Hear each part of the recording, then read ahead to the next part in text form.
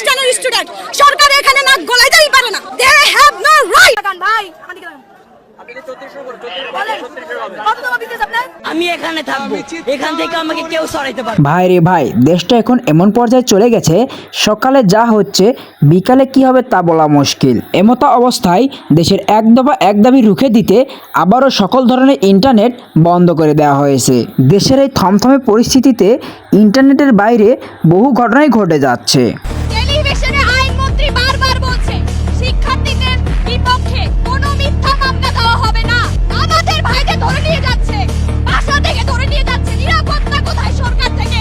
তারা বারবার বলছে সরকাররা যে আমাদের নিরাপত্তা দিচ্ছে, নিরাপত্তা আছে কোথায়? দেশের এই ভয়াবহ পরিস্থিতিতে ইন্টারনেটের বাইরে অনেক ঘটনাই ঘটে যাচ্ছে, যেগুলো অনেকেরই অজানা। আমি একজন কন্টেন্ট ক্রিয়েটর হিসেবে আমার দায়িত্ব সেই সকল ঘটনা আমার অডিয়েন্সের সামনে তুলে ধরা। আবারও ইন্টারনেট বন্ধ করে দেশে যা যা ঘটে গেল সেই সকল বিষয় নিয়ে আজকের ভিডিওটা সাজানো হয়েছে। তো চলুন ভিডিওতে লাইক দিয়ে ভিডিওটা শুরু করা যাক। ঘুমাইতে পারতেছি না, খাইতে পারতেছি না, রাস্তায় বাইরে কি স্টুডেন্ট পরিচয় দেওয়া যাবে না। আমরা এখন আলাদা না, আমরা এখন বাংলাদেশের মানুষ। আমরা কথা বলবো মাথা উঁচু করে, আমাদের কথা আমাদেরকে বলতে হবে, আমাদের অধিকার মতো আমরা কথা বলবো। আপুটার কথা স্পষ্টভাবে বোঝা যাচ্ছে যে দেশের এই পরিস্থিতিতে সকল পেশার মানুষকে তিনি এগিয়ে এসে নিজেদের অধিকার আদায়ের কথা বলা হয়েছে। বিচার চাই এর মধ্যে আমরা নেই। কারা করবে বিচার? কে বিচার করবে? কাদের কাছে বিচার চাওয়ার দিন আছে নাকি মিয়া? আপুটার কথার সাথে আমি একমত। আপনি এখন কার কাছে বিচার চাবেন? যার কাছে বিচার চাবেন সেই আসল অপরাধী। টেলিভিশনে আইনমন্ত্রী বারবার বলছে শিক্ষার্থীদের বিপক্ষে কোনো মিথ্যা মামলা দেওয়া হবে না। আমাদের ভাইকে ধরে নিয়ে যাচ্ছে, বাসা থেকে ধরে নিয়ে যাচ্ছে। নিরাপত্তা কোথায় সরকার থেকে?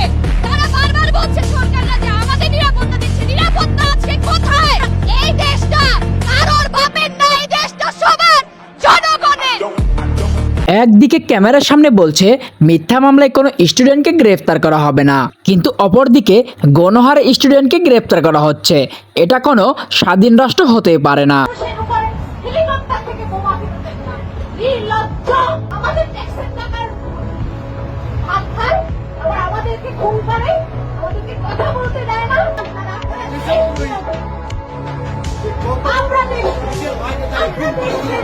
ভাই রে ভাই, কতটা অভিমান জগে গেলে এইরকম থানার সামনে গিয়ে মাইক দিয়ে এই কথাগুলো বলতে পারে। এই কথাগুলো শুনে যতটা না সহজ মনে হচ্ছে, বলাটা কিন্তু অত সহজ নয়। পদত্যাগের জন্য আমরা দাঁড়িয়েছি, কারণ যত হত্যাকাণ্ড হয়েছে, যত গণহত্যা হয়েছে, আমাদের ভাই বোনরা হয়েছে, সবকিছু তার নির্দেশেই হয়েছে। হচ্ছে সরকারের চামচা। পুলিশকে সে যেভাবে নির্দেশ দিয়েছে, র্যাবকে সে যেভাবে নির্দেশ দিয়েছে, তারা তাদের মতোই কাজ করেছে। সরকারের কারণে এসব হয়েছে। এই সরকার আমরা চাই না। আমি যদি ভয় পেতাম তাহলে এখানে এসে দাঁড়াতাম না। আমি জানি না আমার কি হবে, কারণ আমরা তো এখনো স্বাধীন না। স্বাধীনতা শুধু 1971 সালে এসেছে শেখ পরিবারের জন্য, আমাদের জন্য না।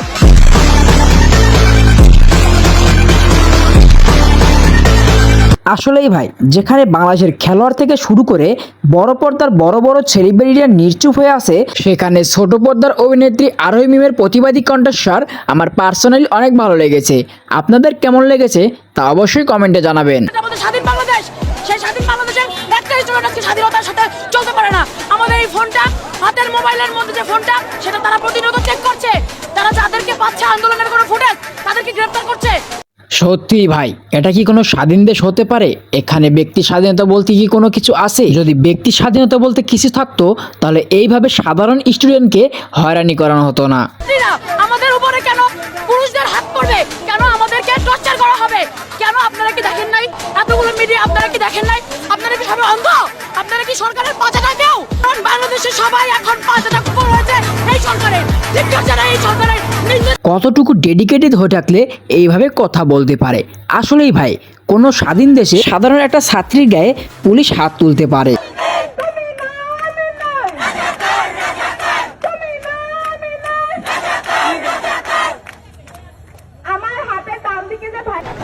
আমরা মরেই যাব, নয়তো আমরা মেরে যাব। আমরা যদি একটা মেধা পড়ে, আমরা 10টা কোটা গিলে খাবো। মানে গিলে খাবো। আপুটা একদম সঠিক কথা বলেছে। এটাকে বলে সাহসী প্রতিবাদ। আমাদের একটা মেধাকে শেষ করলে আমরা 10টা কোটাকে খেয়ে ফেলবো। কালকে সুস্থ হয়ে আবার কালকে যাবো। কালকে আমি আবার যাবো। যদি আজকে আমাকে রিলিজ করে দিত, আমি আজকেই চলে যেতাম। ভাই রে ভাই, কতটা সাহস ভিতরে থাকলে এরকম কথা বলতে পারে। কালকে সে আহত হয়ে হসপিটালে ভর্তি হয়েছে। হসপিটাল থেকে রিলিজ পাওয়ার আগেই সে আবারও কোটা আন্দোলনে যাওয়ার জন্য রেডি।